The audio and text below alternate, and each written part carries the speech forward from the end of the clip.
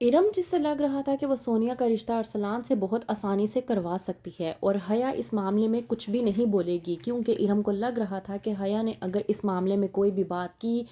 तो तमाम तर सच्चाई खुलकर सामने आ जाएगी और हया को इस बात का डर होगा, इसलिए वो इस मामले में कभी भी नहीं आएगी और अरसलान और सोनिया की शादी रोकने के लिए कोई ऐसी बात नहीं करेगी। लेकिन हया जो कि मुबारक मस्तूर से कह देती है कि अरसलान बिल्कुल भी अच्छा लड़का नहीं है, बल्कि ये वही लड़का है जिसने रात की तारीकी में हमारे घर में दाखिल होने की कोशिश की थी।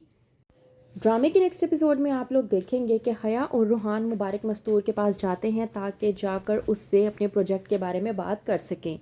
कहती है मुबारक मस्तूर के रूहान को कि अच्छा, तो तुम्हारा ये प्रोजेक्ट है जो तुम लोग करना चाहते हो, R&H सी फूड की बुनियाद रखना चाहते हो। रूहान जब कहता है कि जी अम्मी जान ऐसा ही है, वहीं पर मुबारक मस्तूर अपनी बात रख देती है और कहती है कि मेरे पास भी तुम लोगों के लिए एक सरप्राइज़ है।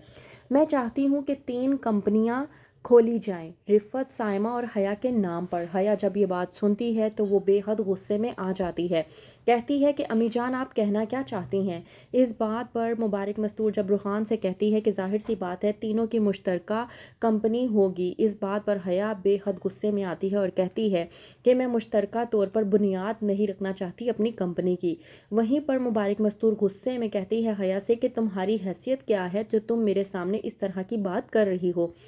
इस बात पर हया जब कहती है मुबारक मस्तूर से कि मैं इस कंपनी की वॉइस चेयरमैन होने की हैसियत से आपसे ये बात कर रही हूँ,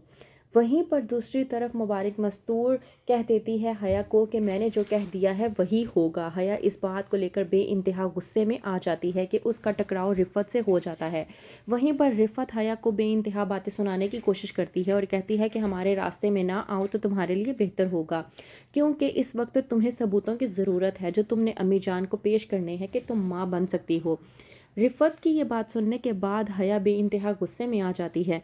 और वो सोचती है कि जो बात उसने अरसलान की लेकर मुबारक मस्तूर के सामने नहीं करनी थी, अब वो मुबारक मस्तूर के सामने अरसलान की बात को इस तरह से पेश करेगी कि हया की बात सुनने के बाद मुबारक मस्तूर इस बात को सोचने पर मजबूर हो जाएगी कि अरसलान और सोनिया का रिश्ता नहीं होना चाहिए। वहीं पर जब हया का टकराव इरम से हो जाता है तो इरम जो कि हया को ये कहने की कोशिश करती है कि तुम अपनी हरकतों से बाज आ जाओ तो ही तुम्हारे लिए बेहतर होगा, तो हया इरम को उसकी औकात याद करवाने की कोशिश करती है और कहती है कि बहुत जल्द R&H सी फूड की वॉइस चेयरमैन मैं बनने वाली हूँ और मुझे यकीन है कि मेरी इस पोजीशन से तुम्हें हसद तो ज़रूर हो रहा होगा। हया जब कहती है इस बारे में तो इरम हया को जवाब देते हुए कहती है कि मुझे किसी किस्म का कोई भी हसद नहीं है, फिर आप चाहे वॉइस चेयरमैन बने या कुछ भी, मुझे इससे कोई लेना देना नहीं है। इरम और रिफ़त की बातें सुनने के बाद हया बेइंतहा गुस्से में आ जाती है कि डाइनिंग टेबल पर जब सब लोग मौजूद होते हैं और मुबारक मस्तूर आफाक से कह रही होती है कि मुझे अरसलान का रिश्ता सोनिया के लिए मंजूर है, तो इस बात पर रूहान तो कुछ नहीं कहता, लेकिन हया भड़क उठती है और कहती है मुबारक मस्तूर से कि वो लड़का सोनिया के लिए बिल्कुल भी ठीक नहीं है। मुबारक मस्तूर हया से कहती है कि ऐसी भी क्या बात हो गई जो तुम अरसलान को लेकर ये बात कर रही हो, तो हया बगैर कुछ सोचे समझे सबके सामने ये बात कर देती है और कहती है कि आपको मालूम है अम्मी जान, ये अरसलान वही लड़का है जो रात के अंधेरे में हमारे घर में दाखिल हुआ था।